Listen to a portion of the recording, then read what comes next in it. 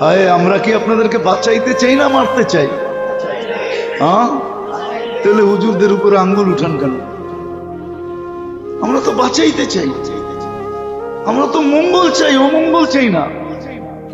আমরা তো চাই সবাই ভালো থাকুক, খারাপ না থাকুক। আমরা তো চাই যার ঘরে ভাত না থাকুক সেও সুখে থাকুক, যার ঘরে আছে সেও সুখে থাকুক।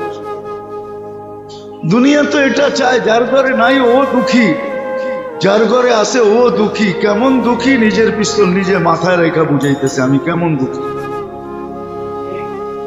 নিজের টাকার কেনার রশি গলায় লাগায়া বুঝাইতেছে আমি কেমন দুঃখী।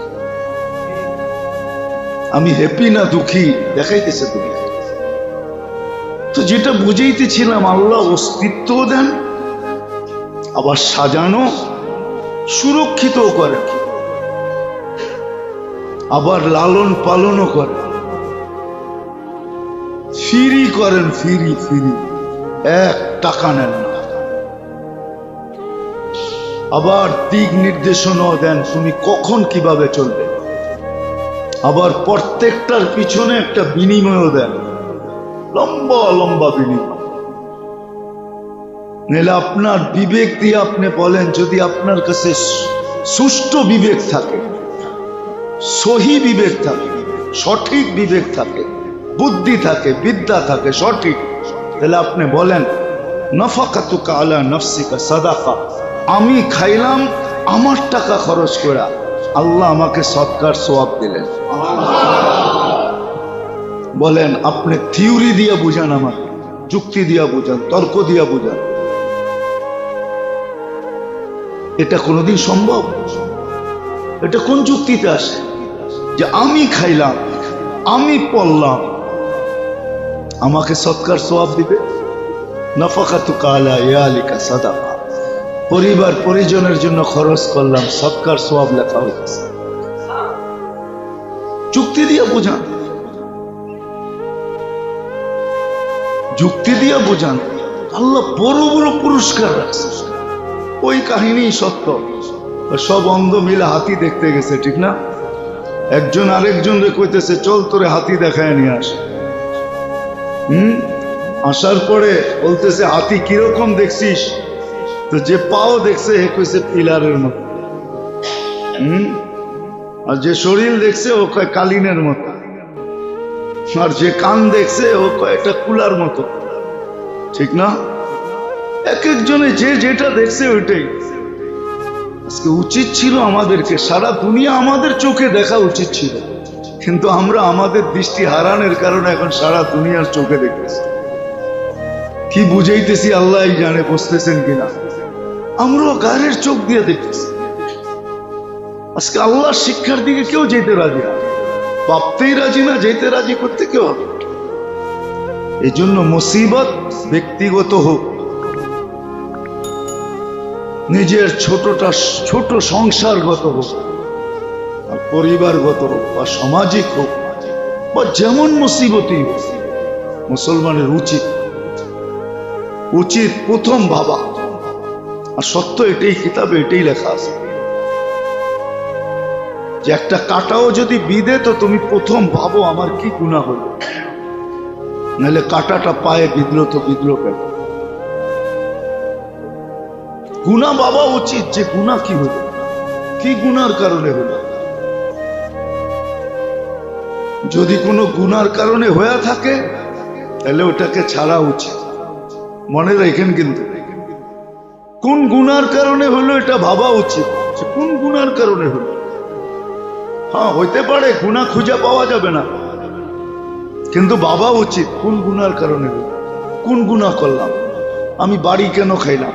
আমি উষ্টা কেন খাইলাম? এই বিপদ আমার কেন আসলো? কোন গুনার কারণে হলো? এটা মুসলমানদের ভাবা উচিত। বিপদ আসতে দেরি, আমি অসুস্থ হইলাম, কেন হইলাম? কোন কারণে হইলাম? কোন গুনার কারণে? কেন অনর্থক তো আল্লাহ আমার উপরে চাপাবে না। সত্য এটাই।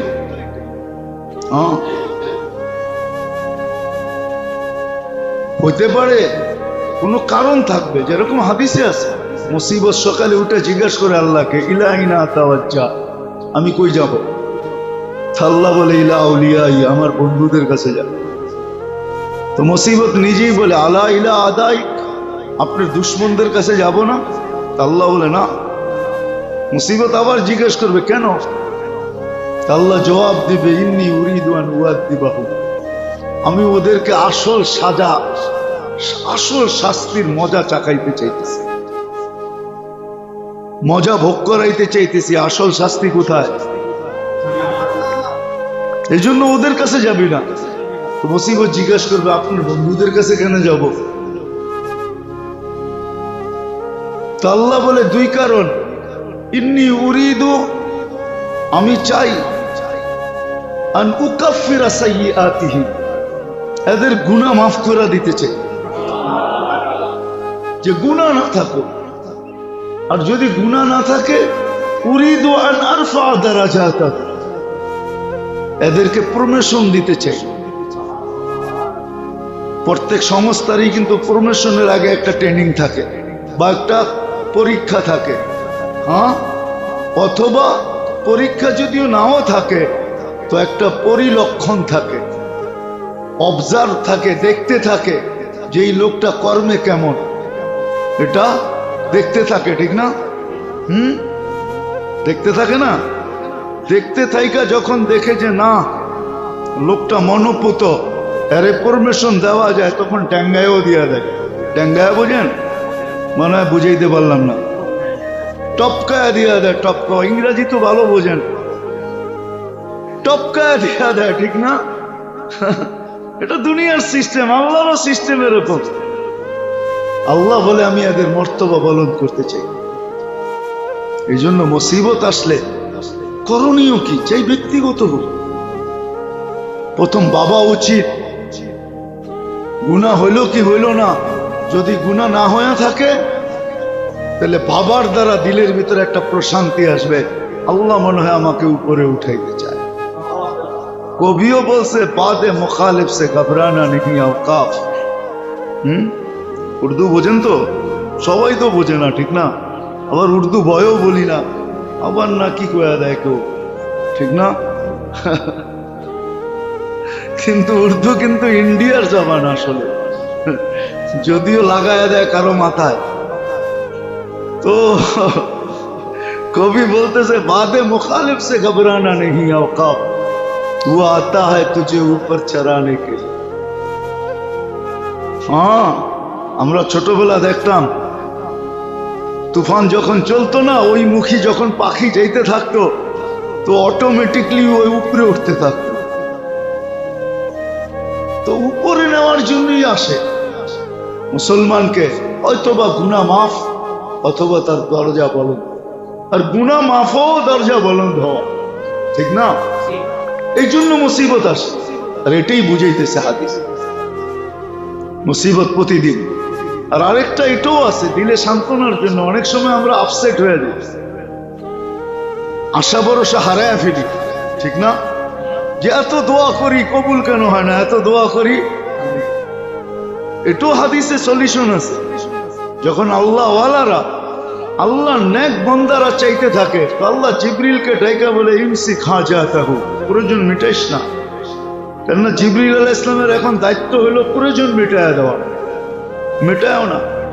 তো জিবরিল আলাইহিস সালাম প্রশ্ন করে, আল্লাহ আপনার বন্ধু তো, আমিও তো চিনি, আপনার বন্ধু, দিয়া তো দেওয়া দরকার। আল্লাহ বলে না না না। তো জিজ্ঞাসা করে কেন? ইন্নী উরিদু আন আসমা সাউতাহু, ওর আওয়াজটা বড় সুন্দর, জ্ঞানজ্ঞানানিটা ভালো লাগে।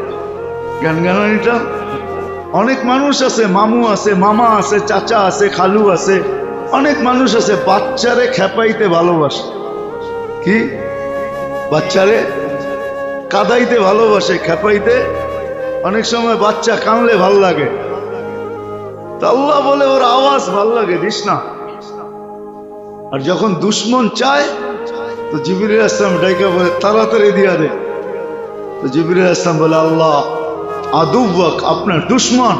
আল্লাহ বললে ইন্নী লা উরিদু আন আসমা সাউতাহু, ওর আওয়াজ শুনতে ভাল লাগে না, কর্কশ, জলদি দিয়া বন্ধ কর। সলিউশন আছে। বিদায় আসেন, শেষ জায়গায় চলে আসছি। আজকে কমসে কম 2 থেকে 3টা জিনিস বুঝি, শিখি।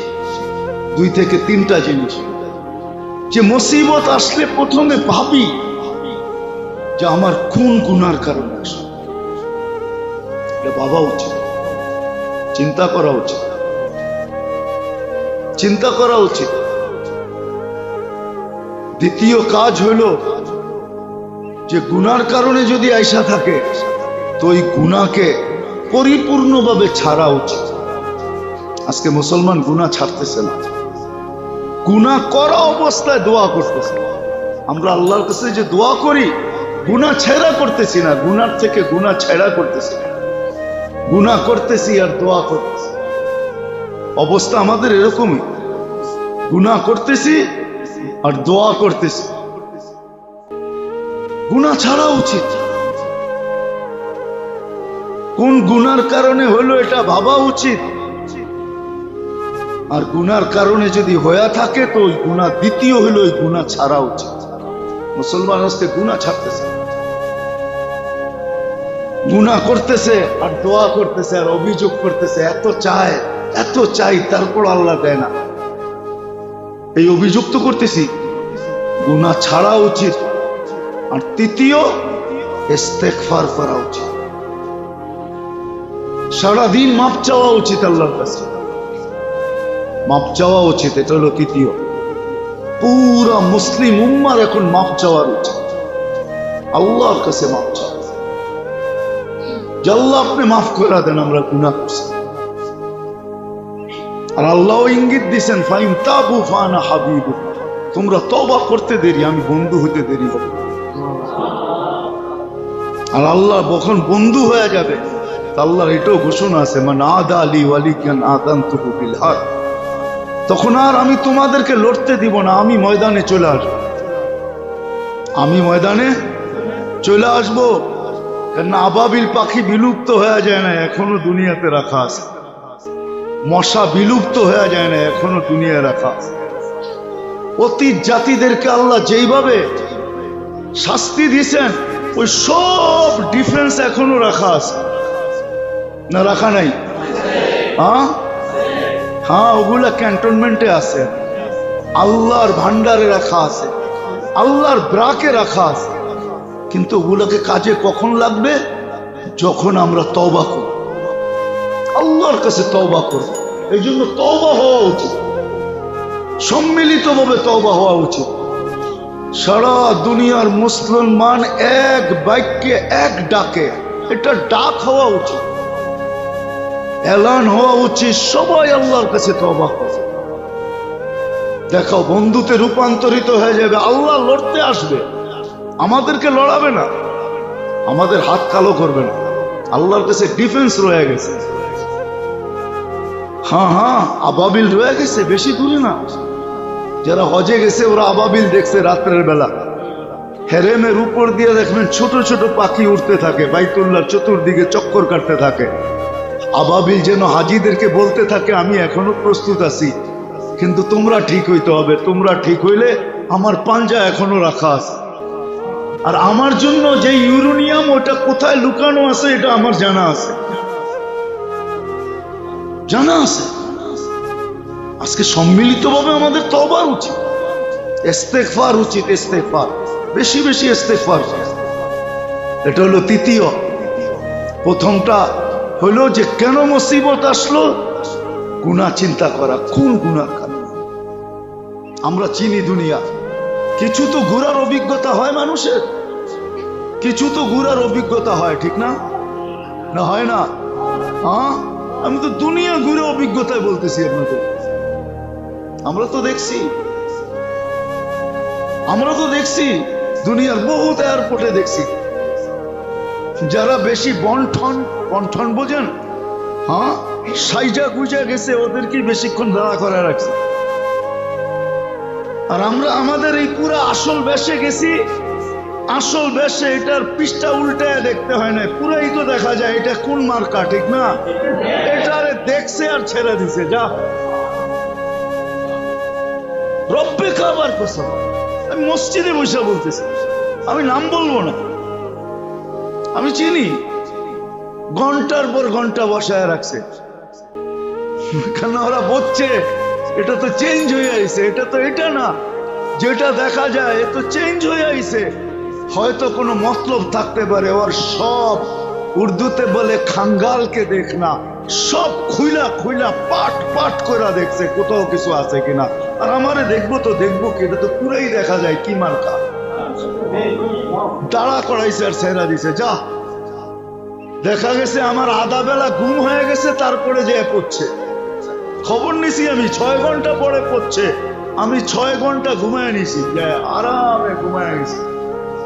কেন ফ্লাইট 14 ঘন্টা, ঘুমাইতে পারি নাই, 6 ঘন্টা ঘুমায়া রিল্যাক্স হয়ে ওইটা খবর নিছি, মাত্র গাড়িতে উঠতেছি, এই মাত্র ছাড়লো। সত্য এটাই, আমার কথা মানেন, আমার কথা মানেন, এটাই সত্য।